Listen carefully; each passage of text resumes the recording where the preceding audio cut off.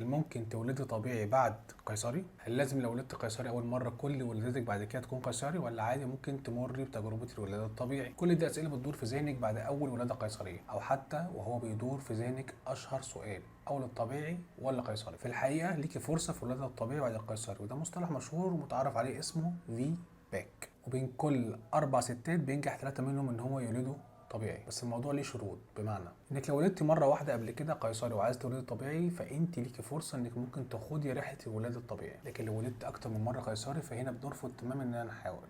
لازم نشوف ليه لجأنا للولاده القيصريه اول مره.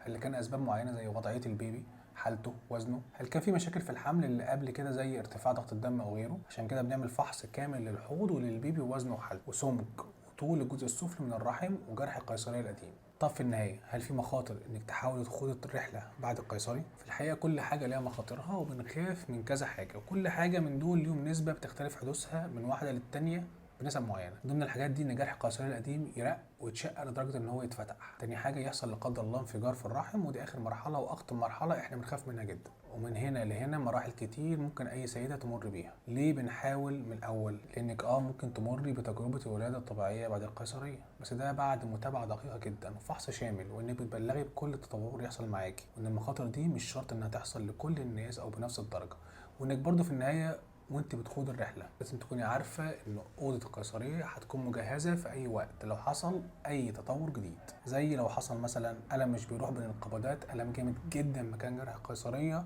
لدرجه انك مش طايقه حد يلمس مكان الجرح، تباطؤ الطلق مع تراخي الرحم، لو لا قدر الله علامات الجنين الحيويه ابتدت تقل بشكل مفاجئ او مكان الجرح ابتدى يرق، هنا على طول بنفتح اوضه القيصريه وبتولدي بامان وسلامه ان شاء الله. بس زي ما قلنا دي حاجه ممكن تحصل وحاجه ممكن ما تحصلش، عشان كده المتابعه وحالتك والتطورات اللي هتحصل هم بس اللي هيقرروا هنروح لفين.